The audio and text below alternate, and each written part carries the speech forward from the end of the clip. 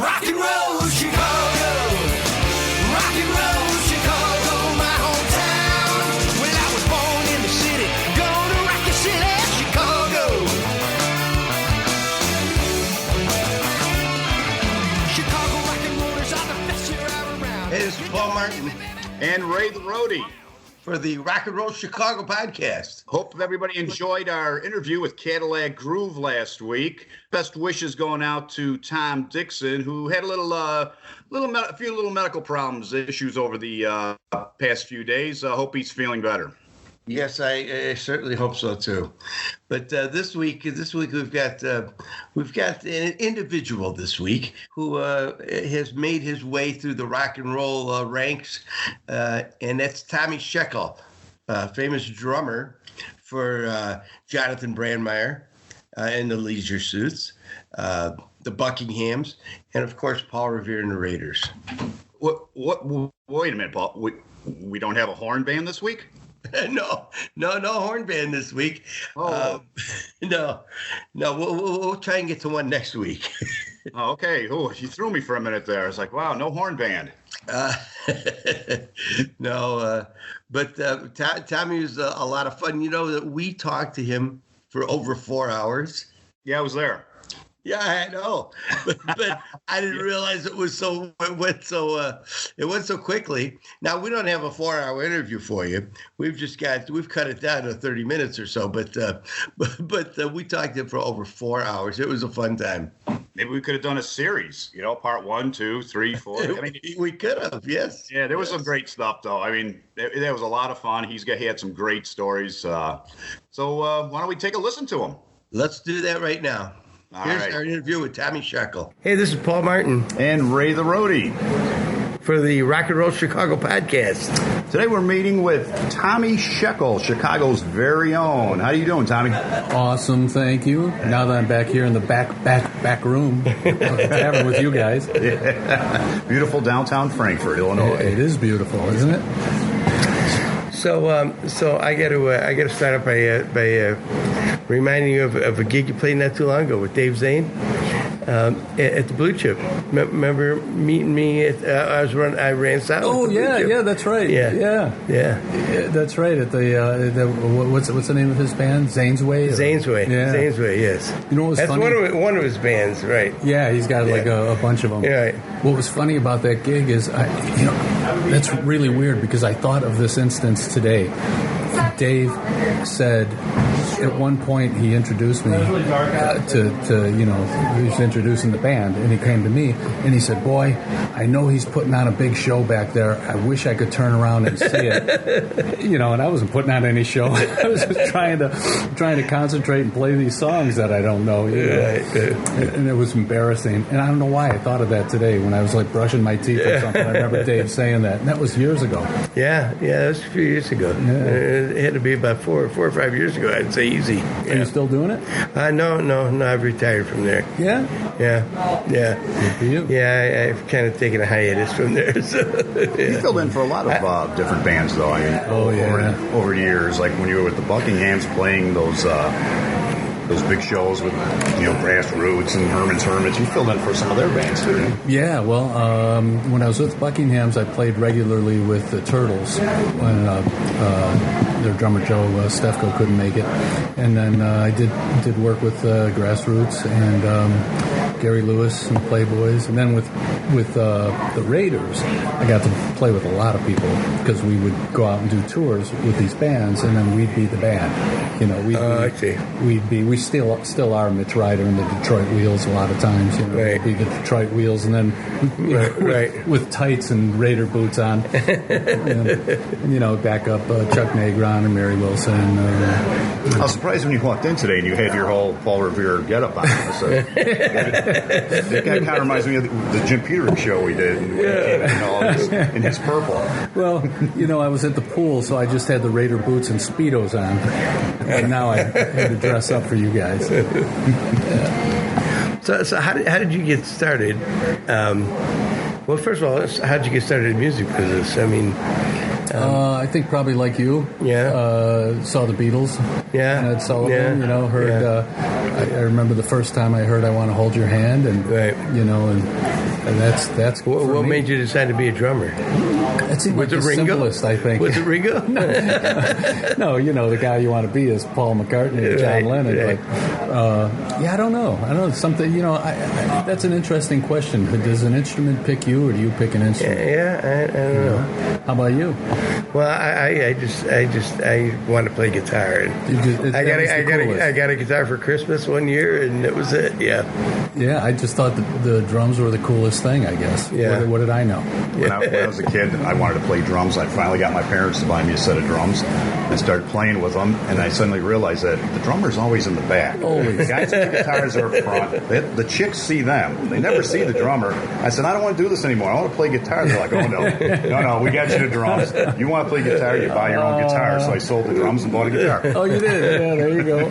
Good thinking, man. You were smart. Yeah, and I was the same thing in baseball. I wanted to be the catcher, and then I realized, the stars of the team are the pitcher and the first baseman. Yeah. And here I am, shortstop. I'm all covered in dirt, and everybody'd be going off to the malt shop afterwards, and it'd be me. I gotta go home and take a shower, and I'd squat, and all the gear, just like drums. Your knees hurt. Sure. Your knees hurt, man. You're getting hit in the head with bats and balls, and the pitcher's up there. Rocks like the lead guitarist or lead singer, Oh, well. So how'd you get hooked up with the Buckinghams? Yeah, that was the Buckinghams. Was your first big band that you played with, right? Actually, I got with Johnny Brandmeier. Oh, Johnny, that's right. Just Jonathon Brandmeier. months before the Buckinghams. In Leisure Suits. Sure. Yeah, so I got with... So how did that come about? I got a mysterious phone call one day from somebody on his team. He was just coming to town. I don't know if you remember, they were running those Mr. T commercials with him before he came to town. He looked like Mr. T. Okay. And, I pitied a fool who doesn't turn into Loop or what it turned into. Right. And so they were running these commercials like crazy. And so I knew his name from these commercials, but he hadn't come over from Arizona yet, from Phoenix, where he was a big deal. Right. And one day I got a call, and it's somebody from his team saying, listen, Johnny's coming here. I don't know if you know anything about him, but he had a band, we played for 10,000 people, these shows in Phoenix, and we're going to do the same thing in Chicago. And we asked around, we need a drummer, we asked around, and your name came up a few times, and so here's the deal. I remember him saying, would you be willing to play with underwear on your head if we asked you to? I said, yeah, sure, why not? I said, what the hell am I getting into? So, did you?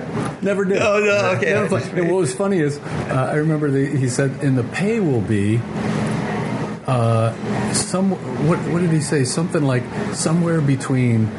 I don't remember the figure, but like $400 and $4,000. I said, "Wow, great!" And then whatever it was always $400.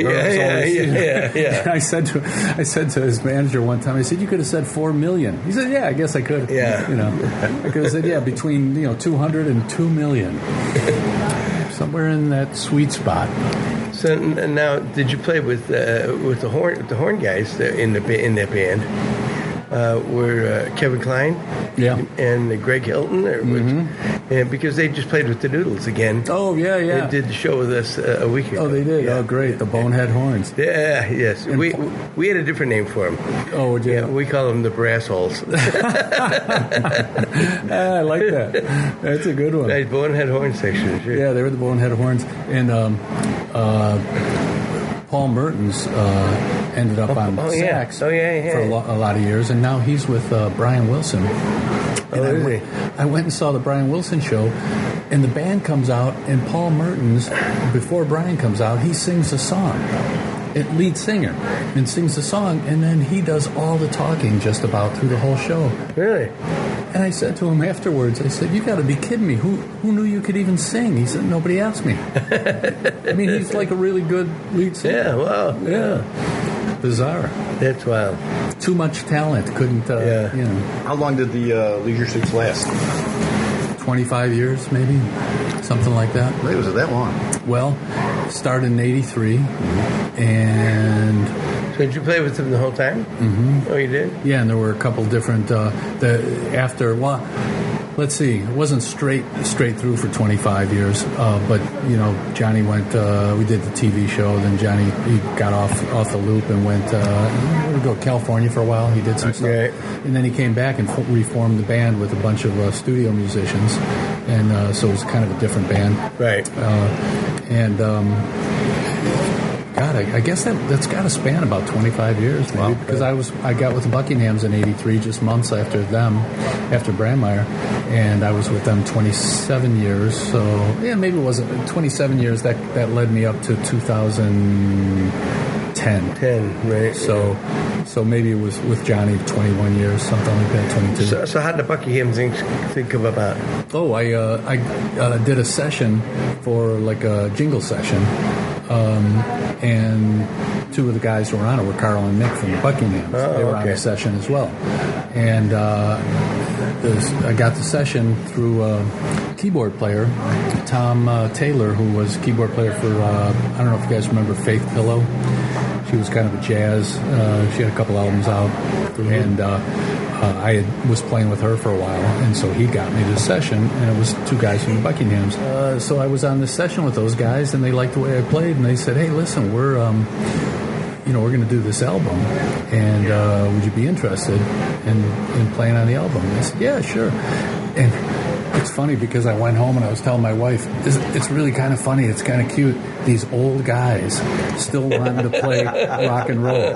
They were 32, maybe 33. I said, these old guys they're still doing it. They're still going to make a record, and then they're talking about going out and supporting it with a tour and everything. Yeah. And here I was, 20-something, 28. Well, I wasn't that much younger than them. I was maybe 28, 29. They were maybe 34. Right. But to me, I'm thinking, these old guys.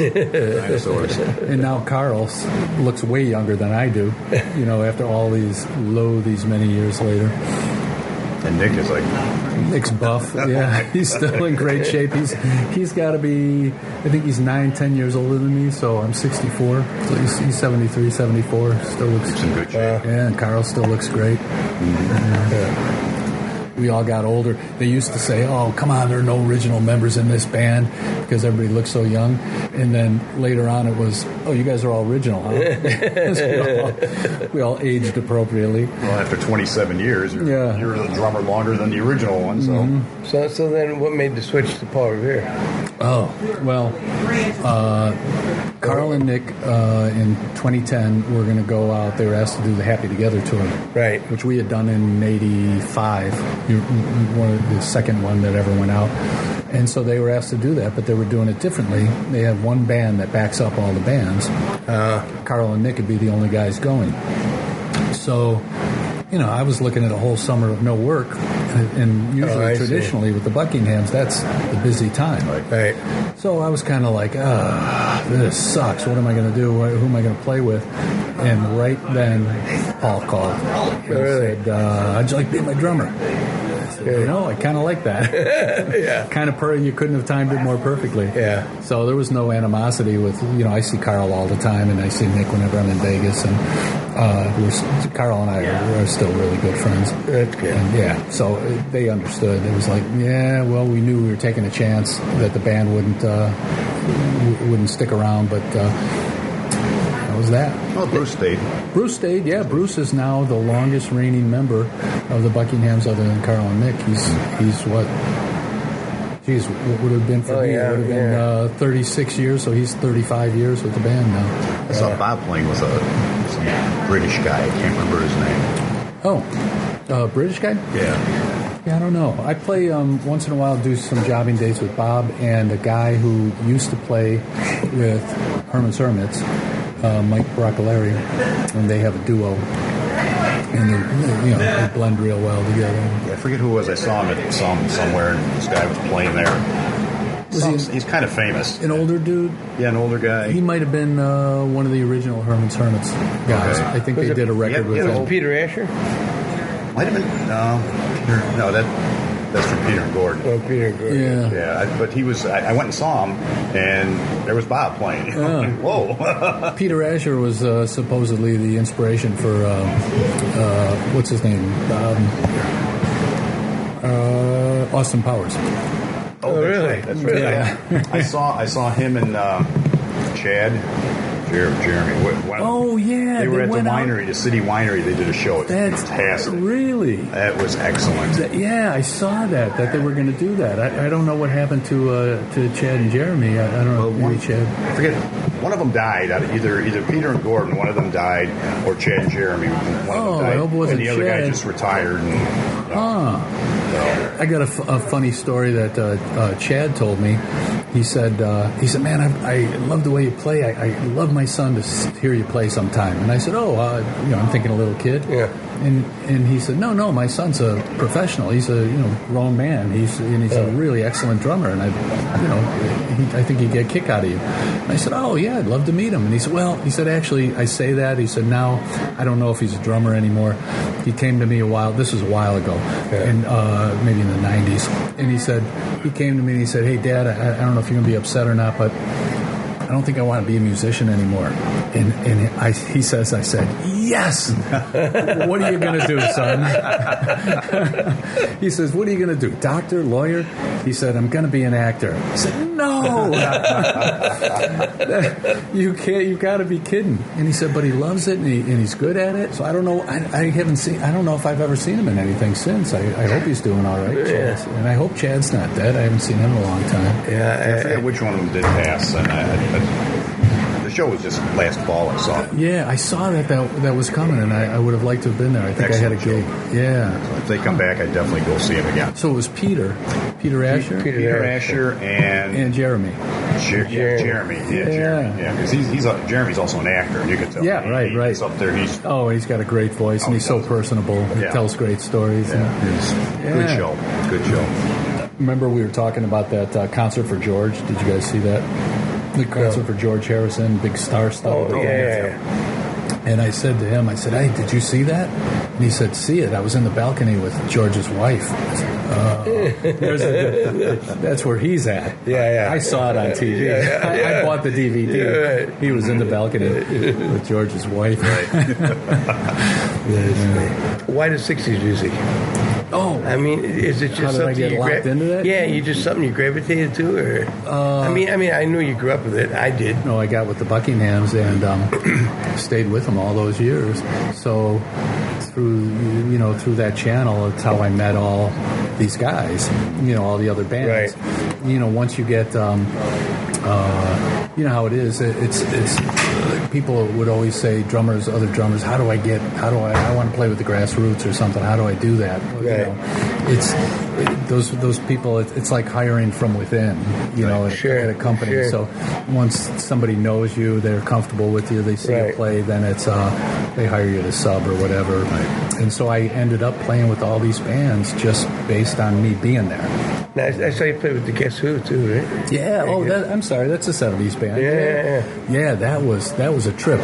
We do this cruise every year. It's a rock and roll cruise, and we have all these different bands. Right. And a lot of times I'm running around doing things on the ship that that are related to the band's question and answer sessions and things like this. And this one year, a few years ago, I said to my wife, I just really need a vacation. I just really want to just chill. Let's just, we'll hide out on the ship. We'll do our own thing. And tonight, the first night before you get on the ship, I said, let's go get a steak dinner. We're on vacation, and let's just really have fun. And I get a call right as we're getting ready to walk out of the room. Listen, I need to see you in the lobby. Is our manager. Guess who's got a problem? They're down here. And I said, what kind of problem? They need a drummer. Their drummer is not going to make it. And I said, no. You get seasick or what? No, well, it's what's funny. Their drummer, Gary Peterson, the original Guess Who drummer. Right. He had some health issues. He had knee surgery. But his knee was screwed up for so long. You know how that goes? Then it affected his hip, so now he needs hip surgery. So they had a sub. The drummer, Slash's drummer, is their sub. He blows a retina or something the night before the cruise, and the doctor says, you absolutely cannot get on a flight. Right. And no time to drive down there. So I said, man, there are lots of other drummers on this cruise. No, you got to be the guy. I said, oh, no. It's a 90-minute show. Yeah. And it turns out they were playing the second day on the cruise ship, and they, because of the way this cruise is set up, they share the ship with Princess and their things. Right. So there was a cooking show going on the day they were supposed to play, so we didn't get a sound check. We only got a line check. And no rehearsal. We never got a chance to have a theater, so I had to cram and learn night. So for 2 days. You knew the songs. Come on. Well, you know how it is, though. You know them, but you don't know. But you don't know. Yeah. For instance, one of my favorite songs by them is an obscure. They did a version of. What's that? Shaking All Over. Shaking All Over. Yeah. So they had a hit with that, the first hit, And so I go, Shaking All Over there. Phew, a 2-minute song. I can blow through this. They do a 10-minute with that whole Led Zeppelin thing. They break it down and it's all that kind of stuff. And I mean, it's complicated. And so it was a lot of work. I mean, I was up till 3, 4 in the morning for 2 days. And then we get the sound check. They said, okay, we get to do one song. It's you. What do you want to hear? And I said, well, let's do the first song. Bus Driver. It's Bus Rider. He doesn't even know the names of the songs. I went, oh my God. I said, yeah, I'm sorry, Bus Rider. So we did that song, and then the crowd came in, and 10 minutes later, 15 minutes later, we played that song. So I got through the first song, and I was like, cool. Yeah. So it was fun. I mean, it was great. What a set list those guys have. God. Oh, yeah. I just saw they're coming to Rialto. Oh, are they? Yeah, a couple of months from now. It's a good show. It's really good. I'd like to see them, especially if they're all mainly originals. That's mainly. They got some. Yeah. Well, they got the drummer. Okay. And they did have the bass player, and I don't know if he's still with the band or not. But the bass player, he at the Q&A thing, he was getting bombarded with, well, how come there's no Randy Bachman or what's his name? So he finally said, look, I get this question all the time. No, the singer. Keyboard. Yeah, you're right. Turner. No. Turner. What's his singer? Oh, this is terrible that we can't put together the singer of the Guess Who's name. Well, it's because we're all about the same age. It's I know. You all know. I missed my tapioca today. So. Everybody knows. We'll edit this in. Yeah, and put in the name Joe Smith. But he said, look, we own the name. Look it up. He said, we own the name, and don't tell us. Maybe give us an initial. He said, we own the name. It's a recipe. We are presenting this. We're presenting Guess Who music. We were there. We're presenting the Guess Who. Burton Cummings. He got it. Burton Cummings. Yeah, good. The neurons connected. Right. So anyway, they play this stuff. It sounds like the Guess Who when you hear it, and it's live, and the stuff's heavier live than you think. You didn't remember the records. It's cool. So how many shows a year are you doing now? Oh, now we're not doing that many. We just changed managers, changed agents. And so, when you change agents, the general rule of thumb is, man, when you change an agent, you better be prepared to do nothing for a year while the guy gets all the ducks in a row and goes to the conventions. And we just changed our agent just after all the group of conventions. So I talked to him the other day. I said, hey, don't worry about it. I'm gonna be gone. I'm gonna do stuff this summer. I don't have summers left. Take summer up. Let me know if you can come up with anything. But so far we only have a few dates right now and booked for the year. So we're all cool. So now who's singing with Paul Revere now? Well, it was Darren Dowler, who used to be with the Letterman. And Darren's the guy that I met when you guys you rehearsed at Blue Chip. Remember? Oh yeah, that's right. Right, Darren's the guy. Darren's great guy. Great singer. Guy. Yeah, great singer. Great voice. Yeah, and he did some acting too, I think. Yeah, and he's an actor as well. Yeah, he's got some movie coming out where he plays Billy Graham or something. Really? Yeah. Wow. There's a lot going on, and And, you guys like that? Yeah. Oh man! And he wrote a novel, and he did. He plays guitar, and he sings his ass off. Oh, he really sings great. Yeah. But anyway, maybe you guys don't know this, that he's not with the band anymore. No, I didn't know. I said on the cruise when I was introducing our new singer, I said, Darren Dollar is no longer with us, and everybody went, oh. Yeah. I said, no, he's with us. He just ain't with us.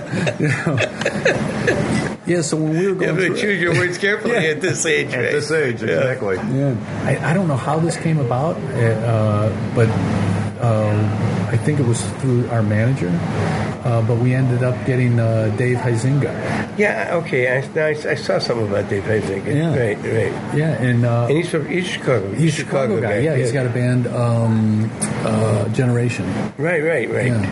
And like I said, it was kind of a mystery to me how it came about.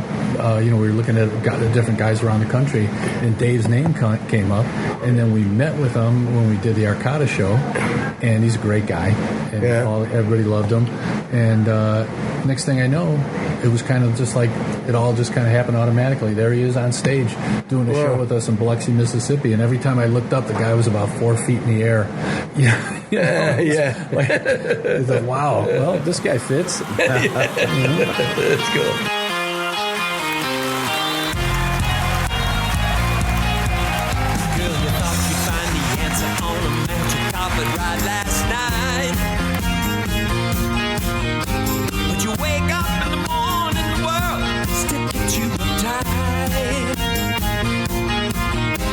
There's nothing that you ain't tried to fill the emptiness inside.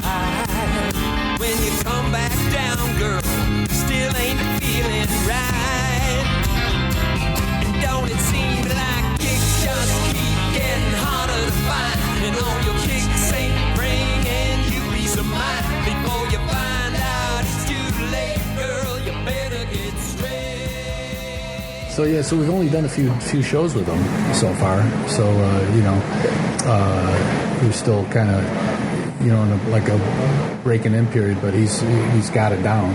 So tell us about Paul Revere, and obviously he's no longer with us. No, and it's too bad. I feel bad for Dave that Dave didn't get a chance to work with Paul, because Dave's so enthusiastic, and he's Paul would have loved that. But Paul. Did you meet Paul at Marty's wake? Marty Bilecki's wake? No. It's funny. Paul came to Marty Bilecki's wake. He did. And I was there. Oh, were you there? Yeah, I was introducing Paul to everybody who came around. Okay. And I can't tell you how many people still to this day come to me. That was 12 years ago, 11 years ago, something.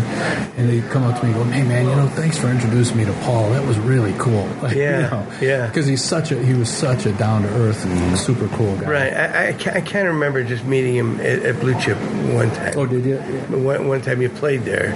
I can't imagine that you didn't walk away thinking, "Oh, nice guy." Oh yeah, funny and yeah. And he had some great stories. Great stories, man. Yeah, and we for some reason, I don't know why, we clicked right away when I got in the band, and we just hit it off, and we were like thick as thieves for the rest of the time he was alive. Right. And how many years did you get to play with him? 4. I thought it was a real short time. Yeah, 4 out of the 9 years I've been with the band. So, is his son still with the band, Jamie? Yep. Yeah, Jamie Revere. It's with Paul. It's funny, when I joined the band, he kept saying, how'd the Buckinghams take it? And he said, here I am stealing their drummer. I said, oh, they were cool. And he said, they hate me? I said, no. They understand. They get it. And, they understand it's an opportunity, too. The Raiders had 18, 20 hits. Sure. And he just the way he kept saying, well, don't burn any bridges. I don't like, nobody should burn any, you never burn any bridges in this business. I said, no, everything's great, man. We're going out to dinner with Carl in a couple nights. Oh, great. So I kept thinking, well, he'll be 75 in 3 years. I've got a feeling 75 is a round number. I'll bet I get 3 years with Paul, and he'll retire. But he had no intention of no intention of retiring. Because he kept going. The last year we played with him, he was sick, and he had a brain tumor, and we went out and did shows for about a year. You couldn't stop him. It was a shame. Yeah, man. And it's funny because he saw Dick Clark. They went and had lunch together at Dick's home. I don't know, maybe a month before Dick died. And he said Dick was, Dick, you had a stroke and everything. And he said, but there's Dick still talking about doing the Rockin' New Year's Eve show and doing some other shows. And he said, man, I don't think so. He said, if I had a stroke, I think I'd, but that wasn't the case, Paul. Paul was showbiz 101, He was gonna go till couldn't do it anymore. How's the band changed? Now, he did a lot of the writing, didn't he? Of the songs? Yeah. No, Mark Lindsay did some. Paul wrote a couple, maybe 2-3 songs. But Paul's main thing when the early Raiders were together was he was the keyboard player and the leader of the band and the head clown. Right. And so after the Raiders stopped, recording together, after the Columbia, the last Columbia album was pretty much it for them. I think Mark and Paul did some things. They did a couple of records after the Columbia thing, but that was kind of the end. Our guitarist, Doug, who's been with the band 45 years. Oh, really? Just had his 45th, 46th anniversary. Wow. He was on the last Columbia record, Raiders did. Wow. And the bass player, he joined the year after. One of them was playing with M&R Rush, and Paul stole him. I think the guitarist. Yeah. After that, Paul's kind of revamped the band, retooled. Well, I don't know if he retooled it. He just took it more in his direction, which was total whack out. Almost a comedy show. A major comedy show. And fast paced. Boy, those guys. When Paul was younger, and they had the original drummer and singer that when I first met the Raiders, when we were playing with them, we'd always do the Buckinghams would be on a show with the Raiders. Say there'd be 5 bands, like some all day thing, and we'd be the first or second band, and then the Raiders would be headlining at night. So I'd always try to stick around and watch those guys. And man, they were good. They were fast, like a lot of real fast paced. Just super fast. Everything was, and Paul, the things coming out of Paul's mouth were hysterical and fast. And by the time I joined the band, Paul had slowed down, but it was like he was still pretty quick. He was still pretty quick, but it was like fine wine. Now the whole thing was refined. And it was really, I think, his best. The best he was. How's the band changed since he's been gone? Well, now it's all music. With Darren, we had a little bit of comedy stuff that we kept. But like I said, with Dave, Dave's like an unknown to other than we've done a few shows. Real high energy, super nice. Crowd loves him, and sings well with the band and everything. And so we just haven't done enough shows to where we've developed any kind of a show. So right now we're just a band playing with a new lead singer, But as soon as we do some shows, we got a couple shows coming up, one in Canada and one in Wisconsin, I think, and that'll tighten us up a little more. Poor Dave, it's been, he did throw him into the fire. Oh my God! And did he come clean? He's got a teleprompter. He's got his own teleprompter. It's really cool. He showed up with a teleprompter, and so I don't know how he managed to read that thing when he's leaping across the stage. So there were some people that weren't. Very few minority of people would come to a show and go, "Oh man, there was too much comedy." It was right. I came to see the Raiders. Every once in a blue moon, we get that comment. So for those people, we say, "Well, now come and see the band because it's all music and a little bit." Well, you probably get a few people that go, "Where's the comedy at?" I'm sure. But they know where the comedy's at. It went with Paul, and I mean, there's no way we could. There's no way we could try to reproduce it because it was all, it was all him. And, he, so much of his comedy was interacting with the band. He'd say something about, I'm 72 years old, and that's not old, is it? And he'd point a gun at the band. Oh, no. So it's all that kind of stuff. And, it was all Paul. Right. And then the band would react. Like we were doing a play or something. Right. It was like a play. Yeah, yes, it was. It was. Yes. What was funny is that playing with Johnny B really prepared me for playing with the Raiders because Johnny was so off the cuff and comedy, high energy, and a lot of comedy, a lot of sets and things like that. Yeah. So I think maybe that's why. And stuff that happened is spontaneous. A lot of spontaneity, and I think that's probably why when I got with the Raiders, Paul kept saying, "Oh God, you're a perfect fit." It's like you've been playing with the band forever. And I said, "Well, first of all, I've seen the band. Yeah, I watched you guys every single time we played with you. I played with them. I've seen them 1,000 times, and then I think Johnny was a good training ground. But you could always tell a good drummer. And somebody who and he doesn't have to be solid. Technically proficient. No. But there's something about a guy who's who's confident, who's in control. Yeah. Right. Yeah, I love that. Yeah, and I got to say, you were always in control. Well, thanks, because I'm the loudest. Well, you are pretty loud. Yeah. I remember standing behind you at a sound check, and for Paul Revere, it was when you guys were rehearsing it. Okay, yeah. And I was standing behind you, and I was like, man, you said them suckers. I got paid by the beat. Yeah. Paid by how loud I played. Yeah.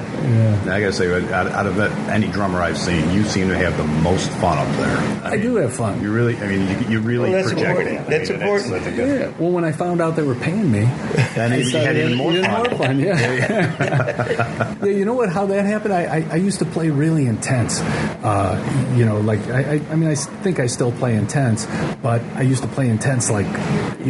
But now you're in big stadiums. You're out of the tents. Yeah, I'm out of the tents. Yeah. But when I used to play intense, I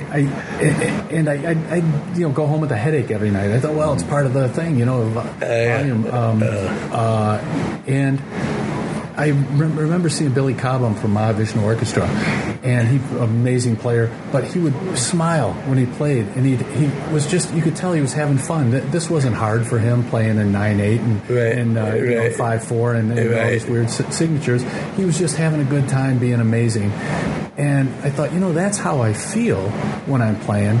But whenever I see a video of myself, I look all angry, I look all intense. I thought I should just loosen up a little bit. Maybe I'll have a better time. And man, once I did that, it was like I took an acting class or something where they taught you how to free up your emotions.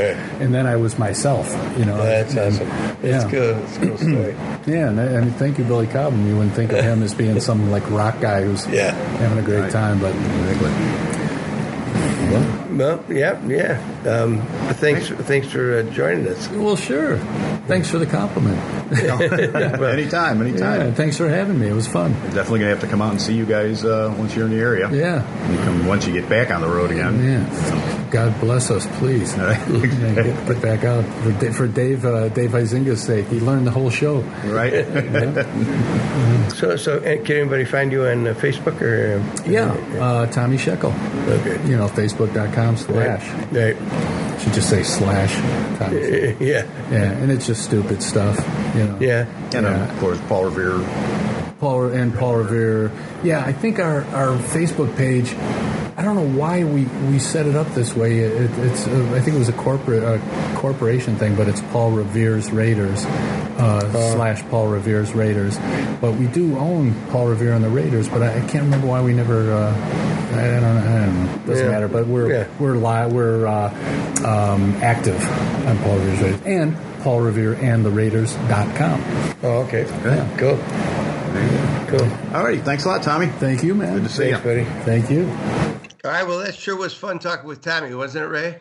Yeah, it sure was. Almost makes me want to go and put one of my Revolutionary War outfits on. Yeah, I bet you look good in that, too.